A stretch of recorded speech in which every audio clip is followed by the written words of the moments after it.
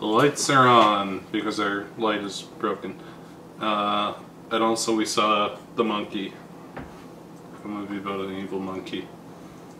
And to celebrate the fact that we're watching a movie about a vintage evil monkey, we decided to do a vintage style Drunkview with Kraken, as we did in many of our Drunkviews in like 2017 and 2018. I am also drinking Coca-Cola out of a ginormous movie theater cup, as was standard back in the day. Watch those Drunkviews if you want rampant vaping and marijuana usage. Yeah. Watch those videos if you want to watch us rip bongs with really, really bad audio quality and often somebody too intoxicated to actually film a video. Yeah. I think the title Drunkview is no longer entirely accurate. But Almost today... not entirely, but today it will be. Today it will be accurate. So the plot of The Monkey, the movie we watched yesterday, is that a pair of twin brothers have a father, and this father left them a bunch of shit, but abandoned them and their mother. In their dad's closet of belongings, they find an evil, cursed monkey toy, and every time they turn the dial, people start dying in freak accidents. This eventually leads to them being orphaned when their mother dies. And then eventually the brothers are estranged, and we cut forward to now our protagonist is a deadbeat in his own right, since he doesn't have his son very often, and Frodo himself is his new stepdad and wants to adopt the kid, and is an aggressive masculine man who's also very effeminate and is quite strange. But he has his kid for the week, as he takes the kid. Obi, you suck, dude. I can help you out. I'm helping you. There you go. That's very smart, Obi. You can be in the video. Anyways, he has his kid, and he has to go back to his hometown because his aunt died in a freak accident where they learn that the monkey has returned despite their belief that they threw the monkey down a well and it would never return. People start dying in town. They learn the estranged brother has gained possession of the monkey and is causing people to die throughout town, cranking the thing until presumably the apocalypse happens due to the monkey, as you see presumably one of the four horsemen of the apocalypse, or perhaps a kind of grim reaper. And then, since everything has gone to shit, they say, well, fuck it. The end. So, Aiden, what did you think of The Monkey? It's fun. It's a Final Destination movie with a monkey. Loosely based on a Stephen King short story that's not very good. Yeah, I mean, it's not really a horror movie in any meaningful way. It's just a weird, dark comedy about death, and has lots of over-the-top Final Destination style people get killed horribly scenes. I was telling Emmy about the movie earlier, and I described it to her as a dark comedy asterisk horror movie. Air quotes, like 3 air quotes around each side. Horror movie. Yeah. It's not like the Final Destination movies always try to make it really tense and have a bunch of fake outs and like build up to it and have suspenseful music. This is just like the scene starts and then some stuff happens and then someone explodes. Yep. In some comical way. It's very odd. Yeah. And kind of not really aimless, but there's not a whole lot going on beyond getting us to scenes of people dying until the last 5 minutes. And even then, that's just another scene of someone dying. But despite that description, surprisingly funny. You know, Osgood Perkins' mom died in 9/11, so he made a movie about people exploding when they jump into electrified swimming pools. And his dad, Norman Bates himself, died of AIDS. Yeah, that happened too.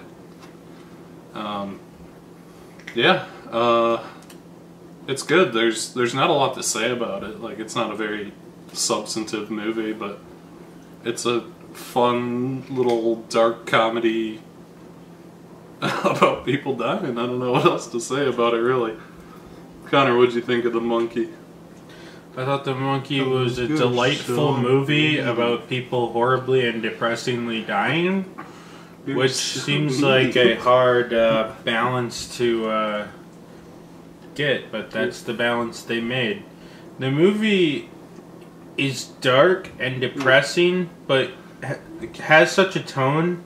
The dark and depressing moments are very thin. Somehow it manages to put in relatively good character arcs given the situation, with a lot of hilarity, a lot of violent gore, and a lot of kind of tragedy, and sort of asking the overarching question of, or not really the overarching question, more just the statement that life is random and kind of sucks and everybody dies and shit's fucked up. That's the idea of the movie. Yeah. You have people like the priest character, who I thought was in a particularly funny scene at their babysitter's funeral, and then again cameos in the mother's funeral. But basically, I think the priest, who seems to be like a 20-year-old stoner kid who somehow became the priest of this small town, explains that everything's random, or maybe not, or everything's an accident, but maybe it's all a divine plan, and doesn't really matter, but fucked up shit's gonna keep happening. That's just kind of our lot in life as humans. And then he ends as depressing of a and then he ends his big speech with, "It is what it is." Yeah, it's actually a really hilarious scene, but it's also pretty pressing on the thesis of the movie, which I think is somehow really well aimed to not be depressing and nihilistic entirely, and just kind of exist as the message it's trying to tell, and somehow wrap it all up in a hopeful note. Near the end of the movie, our protagonist and his twin brother rectify their decade-long feud that sees them not talking to each other. And he forgives him for killing 1 million people. And then his brother immediately gets his head crushed by a bowling ball. Yeah. And the guy's pretty much like, that's how life goes, I guess.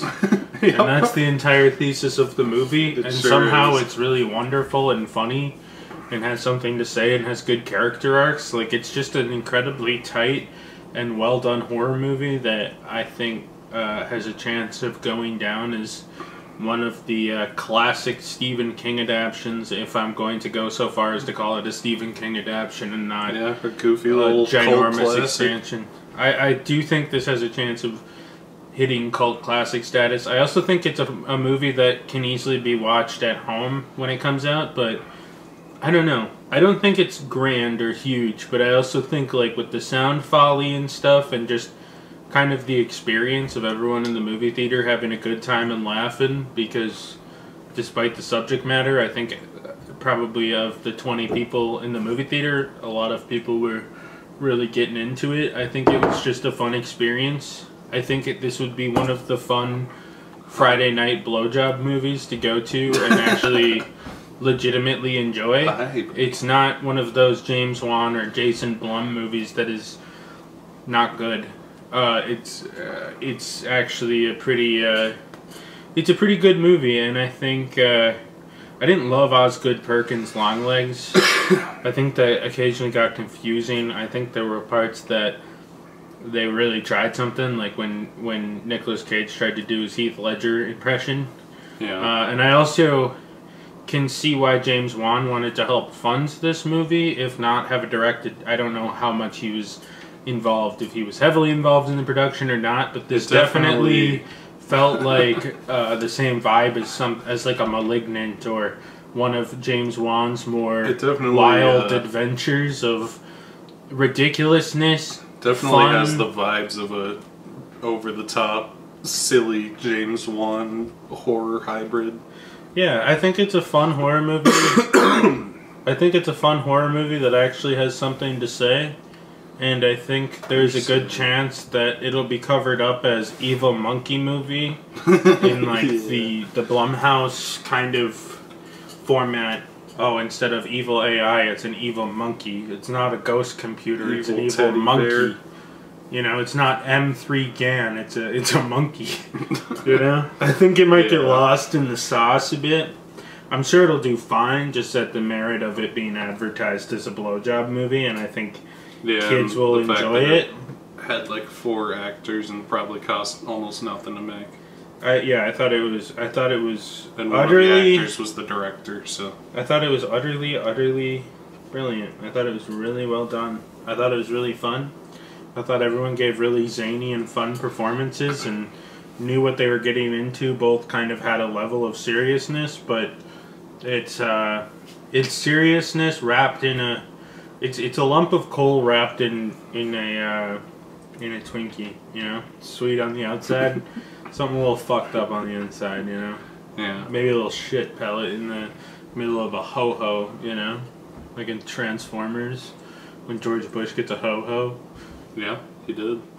Anyhow. So, Aiden, would you recommend The Monkey? Yeah. Yep, big recommend. My only complaint is there should have been a scene where someone gets killed by an elaborate Rube Goldberg machine in like a 7-minute sequence. But they can save that for The Monkey 2. Yeah, The Monkey 2 is going to be done by someone else who doesn't have anything to say. M2 key. The M2 key. Probably be done by, like, the guy who did, like... The evil teddy bear, the evil swimming pool movie. From the director of M3 GAN 3. You know, he's going to have a double. He's going to do M2 I think it should be the guy who did the evil swimming pool movie that nobody saw. Oh yeah, Infinity Pool. Night Swim. Oh, Infinity Pool was Brandon Cronenberg, wasn't it? Yeah, there was a Night Swim knockoff called Night Swim. I have had Infinity Pool forever and have yet to witness it. I've heard it's okay. Anyway, yeah, Connor, would you recommend The Monkey? Yeah, a resounding yes. I think it's a wonderful movie. It's not a horror movie, but it is gory. So if you don't like horror movies, for gore aspects, it's probably not your thing. But if you don't like horror movies because of loud jump scare hurts ears, you're not really gonna get jump scared in this movie because the point isn't to be suspenseful or horror driven. Every death is really fast. Some are elaborate. Some of the deaths are elaborate and fun, but most of them are really fast, which I think kind of plays into the wider theme of death is random, quick, and fucking weird. So I thought it was brilliant. I definitely think this is a nice little movie that is kind of hidden amongst a cycle of similar premised but far shittier movies. And the Blumhouse special, evil toy, evil animal. Yeah, evil swimming pool. I don't know. I could tell. I mean, if you watch the trailer and you enjoy the trailer, I watch the trailer on these, and normally I'm like, it's just people like walking around screaming, and then a little girl says something creepy or whatever, like we're all gonna die here. Then it cuts to like a scream with like a heavy like reverb bass thump. And then it says in theaters soon. But this movie like actually had like a really good trailer, so check it out. Yeah, the trailer. The trailer is a vibe check, and the trailer's a vibe check, not a spoiler. I don't normally recommend trailers. I think I saw the trailer on TikTok on accident. Watch the trailer, and if you like the trailer, you'll probably like the movie. Yeah.